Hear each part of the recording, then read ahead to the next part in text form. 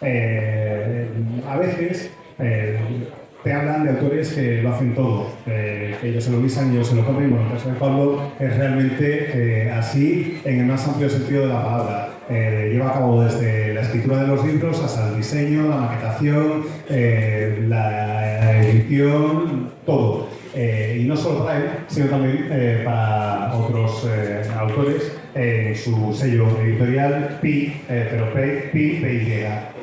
El caso es que Pablo se da a conocer, por lo menos para nosotros, con dos libros de relatos de ciencia ficción que tienen mucho que ver con su ejercicio profesional. Pablo es uno de estos limpiadores de Internet, experto en el rastro que vamos dejando a veces de manera casi inconsciente en nuestro día a día, y yo creo que esa experiencia profesional marca mucho el tono, por lo menos, y la temática de los primeros libros de relatos de Pablo. Pero antes de empezar con eso, mi primera pregunta es una curiosidad que necesito que me resuelvas. Y es que tanto 25+1 relatos distópicos como historias conectadas están dedicados a la comunidad. ¿Qué es la comunidad? Hola. Hola, ¿cómo estamos aquí? Bueno, encantado de estar aquí. Ya empezamos bien, ¿eh? Sobre la comunidad, bueno, al final llevo muchos años escribiendo en Internet. De hecho, lo que empezó siendo como un hobby acabó, como decías, con una consultoría y trabajando profesionalmente de ello. Y en todo este tiempo pues, he publicado cerca de 4.000, 5.000 artículos en mi página web y en otras páginas, ¿no? El caso es que ya hace cosa de 5 años, me parece, decidí pues, abrir como un sistema de micromecenazgo para que la gente, la audiencia que me diera, que quisiera colaborar, que esto siguiera así, pues que lo pudiera hacer. Y así nació la comunidad. En su día me iba tan bien que incluso me planteé dejar la parte profesional y dedicarme solo a escribir sobre tecnología.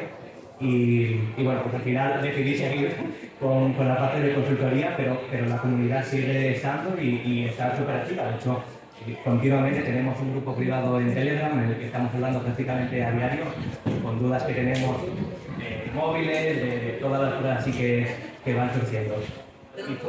Y fue precisamente de esta manera como empezó. De hecho, el primer libro es una colección de relatos de ciencia ficción distópica y nació precisamente porque me lo pidieron ellos. En plan, oye Pablo, de vez en cuando escribía algún relato en el blog que les gustaba, y cuando ya tuvimos varios, me dijeron, ¿hay alguna manera de que te animes a sacarlo en papel? Y a mí, como me va la marcha, sinceramente, digo, bueno, pues bueno, vamos a mirar a ver cómo funciona eso de la autopublicación. Y fue así como empezó todo. Nos decías ahora que tenías práctica y mano y se nota la soltura a la hora de escribir por los 4.000 o 5.000 artículos que has escrito sobre tecnología. A mí me da la sensación de que hay un momento en el que dejas de escribir sobre tecnología y usas la tecnología para empezar a escribir tus propias historias. Es decir, el conocimiento que has ido adquiriendo acerca de cómo es la sociedad, la tecnología que nos rodea, te permite empezar a plantearte toda una serie de interrogantes, y en lugar de darle un formato largo, haces algo que me parece muy difícil, sobre todo para lanzarte de primeras, que es condensar muchos conceptos de una manera muy clara y muy sintética en relatos. ¿Por qué en relatos? Pues fue un poco exactamente por lo que dices. Escribía mucho sobre tecnología, y la parte mala que tiene la actualidad tecnológica es que tienes que basarte en la realidad.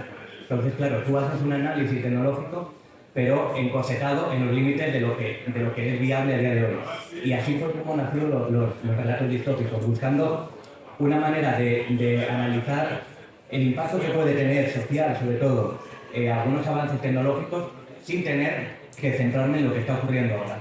Ver hacia dónde podemos ir. De hecho, bueno, estos últimos años creo que en el cine, sobre todo las series con Black Mirror y todas estas series antológicas, han tirado, ¿no?, hacia ese formato en el que tú presentas unos hechos y o bien los desarrollas y ves el resultado, o bien como los dejas justo en el nudo para que sea el lector, o en este caso la audiencia, el que complete lo que ocurre. Ya desde el primer relato de los 25 relatos distópicos, esos elementos están muy presentes. Aparecen en las páginas pues desde Jeff Bezos hasta Trump, que sus elecciones son un momento que sirve como punto de partida para el primer relato. Apple, me daba la sensación al leerlo que era como leer un periódico, que vas leyendo las noticias tranquilamente hasta que llega un punto en el que ya no estás leyendo las noticias, sino tu especulación sobre lo que puede llegar a ocurrir en el futuro, pero siempre manteniendo estilísticamente el mismo tono, con lo que consigues crear en el lector un efecto de decir, me lo está contando exactamente igual, por tanto, esto que está describiéndome ahora tiene que ser verdad, y si no lo es, va a serlo pronto. Claro, ahí vendrá seguramente esa parte un poco periodística o bloguera, llamémoslo mejor, de narrar un poco la realidad. Mi intención con los libros que tengo de ciencia ficción no era meterme en esa ciencia ficción que ocurre dentro de millones de siglos, con diferentes razas y con cosas muy avanzadas. Era ver lo que puede ocurrir dentro de 5 años, de 10, y hacia dónde nos puede dirigir, porque en este caso la tecnología o cualquier avance que se haga. Por ejemplo, en el segundo es verdad que hablo mucho de la genética, ¿no? Porque pues, a día de hoy están habiendo unos avances en biomedicina que son increíbles y a la vez bueno, pues generan mucho respeto, ¿no? Esos límites entre la ética y lo que nos permite realmente hacer tecnología. Pero lo que comentabas, la intención es un poco ver hacia dónde se puede ir sin que tengas que hacer un salto de fe y decir, bueno, pues realmente voy a creer todo esto que no lo veo todavía, no existe. Y otro de los elementos o figuras que planean, o en algún caso está incluso un poco en la sombra, como concepto en todos estos relatos para mí es el sistema. El sistema como un ente, como aquello que te acaba marcando cuál va a ser tu forma de comportarte, que acaba determinando cómo va a ser tu vida. ¿Tú crees que realmente estamos ya en una sociedad donde exista un sistema así, que estemos todos empujados a comportarnos de una manera determinada y que parte de lo que estás haciendo tú es un ejercicio de anticipación simplemente? Bueno, esto lo vemos a diario. Realmente muchos de los avances que tuvimos a principios de siglo con la llegada de las redes sociales, con la digitalización, lo que han hecho es homogeneizar un poco las sociedades y que haya una serie de argumentos que lleguen a toda la sociedad por igual. Realmente esto ha ocurrido siempre, lo único que ahora se nota más porque es global, porque lo tenemos en cualquier lugar y da igual que hables con una persona que vive en la India, da igual que hables con una persona que esté en Latinoamérica, que prácticamente todos acabamos pensando de la misma manera. Podemos tener ideologías políticas diferentes, pero si te fijas, todos los extremos se unen y todo confluye en lo mismo.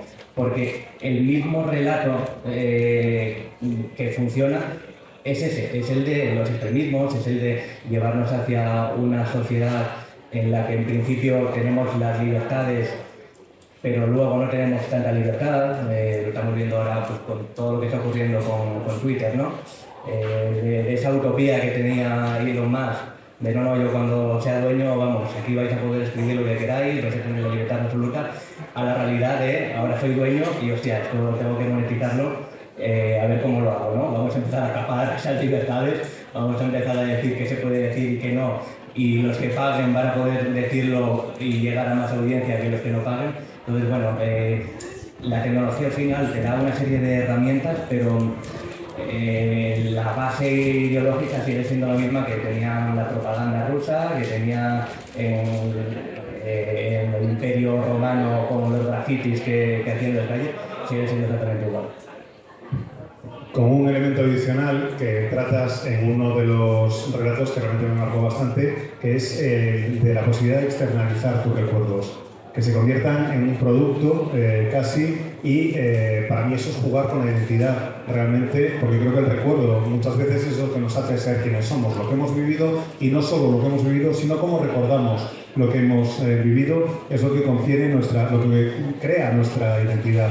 Y de repente encontrarte con esa idea de que puedes venderlo es como vender una parte, literalmente, de ti mismo a un diablo que realmente casi ni conoces. Bueno, estábamos hablando justo ahora de la huelga que tienen en Hollywood con todo el jaleo de la inteligencia artificial y los guionistas. Todo nuestro apoyo a Mike Flanagan y a Kate Siegel, que conste, que no vengan aquí, se entiende el motivo perfectamente y tienen todo nuestro respeto y todo nuestro apoyo. Sí, pues bueno, es básicamente lo mismo. Al final, el primer libro, lo comentabas también al principio, fíjate que el primer relato empieza con la victoria de Donald Trump en las elecciones, que en aquel momento era una utopía, o sea, era una cosa que esto es imposible que acabe ocurriendo, y acabó ocurriendo, ¿no? Y un poco, pues, toda esa trayectoria de cómo Elon Musk nuevamente tiene una empresa que se llama Neuralink, que se dedican un poco a externalizar, a ver qué podemos obtener de la memoria para no tener que recordar tantas cosas. Pues son avances, es verdad que está en una fase muy débil aún, pero bueno, ¿quién te va a decir que el día de mañana no se pueda acabar haciendo negocio con ello? Como ya hemos visto en mil y un historias de ciencia ficción y como está realmente ocurriendo ahora mismo con esos actores que están vendiendo su imagen para que luego los digitalicen y puedan hacer películas por el resto de los siglos sin tener ellos que estar trabajando. Bueno, soy pesado con ello, pero es verdad que la tecnología es una herramienta igual que es un cuchillo, y un cuchillo lo puedes utilizar para cortar el pan o para matar a alguien. Al final es cierto que quiero pensar que, aunque en el libro tienda a ser un poco más pesimista de la cuenta, la propia presión social nos acaba dirigiendo hacia unos derroteros más moderados. Porque si no estamos jodidos, o sea, porque la tecnología avanza a un ritmo mucho más rápido que lo que puede avanzar cualquier forma de pensar en la sociedad. Y lo que me sorprende, y me sorprende mucho, y a mí me gustan las sorpresas, es que después de los relatos de ciencia ficción, decides cambiar de género y cambiar radicalmente del formato, porque pasas de relatos y microrelatos incluso muy cortos a embarcarte en una trilogía de fantasía épica, que es verdad que está medio camino en ciencia ficción y en toda una serie de elementos, pero que en presentación, formato, fondo y sabor es la fantasía épica de toda la vida, y encima es una trilogía, que es el formato por excelencia. ¿De dónde surge ese cambio? Bueno, aunque realmente salió primero los de ciencia ficción, tengo que decir que la base de los libros de fantasía viene ya de hace bastante tiempo, ¿eh? Yo soy jugador de rol y la primera página del primer libro de fantasía épica era un trasfondo de una banda que tenía para un juego de mesa que era Mordor, que seguro que muchos lo conocisteis. Fue así, o sea, lo hice, bueno, claro, cuando era adolescente, imaginaros. La cosa es que se quedó abandonado de pura casualidad. No sé por qué, porque hubiera que cambiar de ordenador desde entonces, pero ese documento se quedó por algún lado y lo recuperé también hace un cordón de años y dije, va, ¿qué cojones? Con esto yo creo que se puede hacer un dungeon, una historieta corta con su inicio, nudo y desenlace. Y así nació el primer capítulo. Y como podéis imaginar, pues me gustó tanto que digo, bueno, pues a lo mejor se puede seguir contando. Y seguir contando. Y cuando me di cuenta, pues llevaba 800 y algo páginas y digo, hombre, quizás es hora de parar y plantearte que no se puede sacar todo en un libro. Esto además fue una discusión que tuvimos en casa y ahí la culpable Elia, mi pareja, yo estaba empeñado, yo quiero como Tolkien, ¿no? Sacar aquí un pedazo de bicho enorme y ya está. Y me dijo, no hombre, intenta dividirlo, que a día de hoy ya, cuando ves un libro tan grande, pues parece que cuesta ya meterte en ello. Así que fue un poco por eso. Me ha encantado desde pequeño todo lo que es la fantasía épica. Es más, he leído bastante más de fantasía épica que de ciencia ficción, pero no sé, por de formación profesional, pues comencé más con la ciencia ficción y después volví a mis raíces, que era la fantasía épica. Podría decirse, en función de lo que nos acabas de contar, que fue tu profesión la que te hizo escribir fantasía épica, porque claro, si te dedicas a borrar rastros en internet y tienes un archivo que te va siguiendo desde que eres adolescente, ahí había algo, ahí había un mensaje que estaba claro que tenías que seguir. Alguien estaba tratando de decirte algo. Sí, bueno, y espérate tú a ver porque tengo hasta ensayos. O sea que, ojito, si te sigo al pie de la letra, igual acabamos recopilando diferentes temáticas que no tienen absolutamente nada que ver. Aquí se añade una mesa rápidamente y ponemos todos los libros, no hay problema. No, a lo que iba es que una de las cosas que me llamó la atención, sobre todo en la ambientación de la trilogía, es que tuve la sensación muy rápido de que estabas utilizando de nuevo la literatura de género para describir la realidad. Básicamente, lo que nos cuentas en las memorias de Arganon es la historia de un país / continente que tiene una amenaza que llega desde el sur y otra amenaza que llega desde el este. Y yo lo iba leyendo y decía, esto me suena a Europa, pero que da gusto. ¿Te planteaste conscientemente usar la fantasía épica para hablar de la realidad que nos rodea? Sí, bueno, se nota que lo he leído y que he analizado un poco. De hecho, en el tercer libro me meto sobre todo con esa un poco diferencia que hay entre la Iglesia y la religión, ¿no? Y al final, oye, que somos hijos de Europa, es lo que hemos vivido siempre y bueno, pues esta vez es como disyuntiva, ¿no? De la parte más social de Rusia atacando por un lado, teníamos también...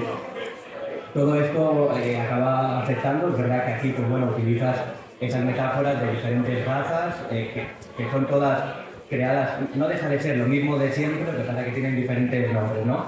Hay enanos que no son enanos, hay una especie de elfos negros que no son elfos, pero bueno, es toda esa xenofobia, ¿no?, que vivimos con las corrientes, diferentes religiones en Europa. Creo que está bastante, bueno, bien reflejado, al menos era mi interés, que se quedara así plasmado. Sí. Es que se ve la evolución, porque precisamente en el tercer tomo, una de las características que definen la identidad europea es la importancia que ha tenido la religión católica en nuestra historia. Una parte de los valores que hemos tenido proceden de los valores judeocristianos y buena parte de la preponderancia que ha tenido Europa a lo largo de la historia, en mi opinión, es porque hemos sido la potencia militar más fuerte del mundo. Y eso, dándole muy bien la vuelta, diciéndolo de otra forma, me parece que es una de las ideas que subyacen a toda la trilogía. Tal cual, exactamente. Era un poco... Yo siempre he tenido esa lucha interna, ¿no? Es decir, ahí me han criado, como la mayoría de los que estamos aquí, pues bueno, con una serie de normas. Para mí la religión era la religión católica. Yo no he dado ninguna otra religión en el colegio y creo que hay poca gente que ha tenido la suerte de que le enseñen qué es la religión, ¿no? Aquí lo que se enseñaba era lo que tocaba, aunque seamos un país laico. Y eso, pues bueno, te deja un poco de la mecha encendida dentro, ¿no? De por qué esto es así y luego lo que acabo viendo en la iglesia es algo que parece totalmente distinto a lo que en principio están defendiendo. Pues bueno, aquí llevado un poco a la fantasía, pero no deja de ser esa lucha, ¿no? Estamos defendiendo algo que en principio es lo bueno, pero es que todo lo alrededor parece demoníaco, o sea, ¿qué está fallando? Y era eso, sí.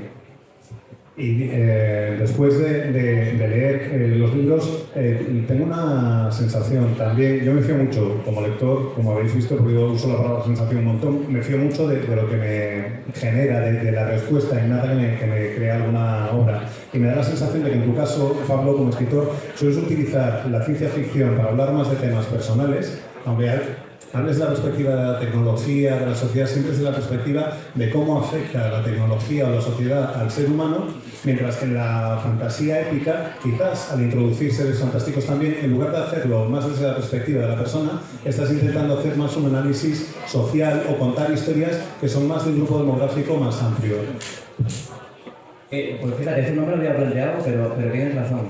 Es verdad que quizás también el formato, en los relatos cortos, siempre intento jugar un poco con el propio formato. Esto sobre todo en el segundo libro, en el de Historias Conectadas, yo creo que se ve bastante bien en el que ya no solo son relatos como tal, sino pues de repente pues te encuentras una obra de teatro, te encuentras un informe de un hospital, pero siempre está desde la óptica de a lo mejor o una persona que te lo cuenta o el protagonista es una persona, mientras que creo que la fantasía épica te da una capacidad, aunque está muy personalizado, porque es cierto que la forma en la que tengo de narrar es que tú no solo ves desde la óptica de los protagonistas, sino que estás viendo desde la óptica de varios, incluso de los entre comillas, malos.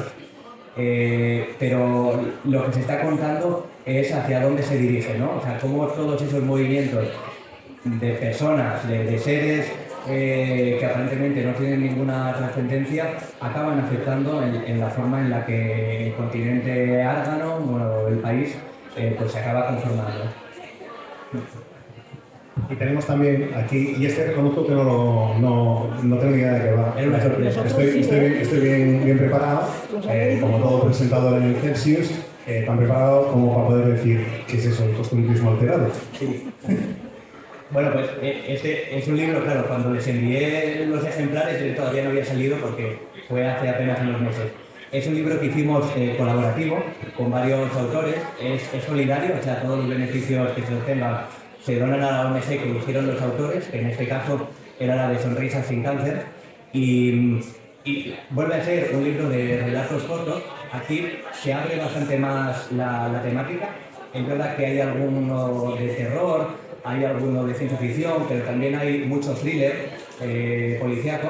Y bueno, cada uno les di libertad total, lo sacamos con la editorial y tenían libertad total de escribir lo que quisieran. Lo único que tenía que haber un tema global que es tan genérico como algo que ocurre habitualmente y que se rompe.